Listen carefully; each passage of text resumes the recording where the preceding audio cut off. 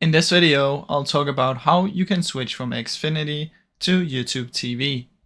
Now to do this, what we need to do is we need to sign up to YouTube TV as well as canceling our Xfinity.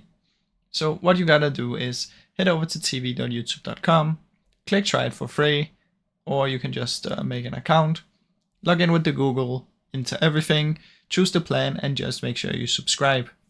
After that, you wanna install the YouTube app. If you're on the smart TV or on your phone, you should get the app.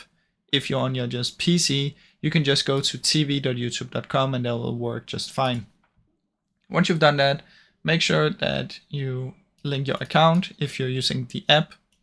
So once you've done that, just come over here and link it. But this is only for the app. If you're using the PC, just go to the website. Now, once you've done this, you want to cancel your Xfinity one. So head over to xfinity.com and you can request cancellation, or you can go to one of their stores and do it, or you can call their number. You can just quickly Google Xfinity number and ask for a cancellation. So that is basically how you can switch. Now, I really hope you enjoyed this short video. If you did, please leave a like and subscribe, as it helps me out a ton. Thank you so much for watching.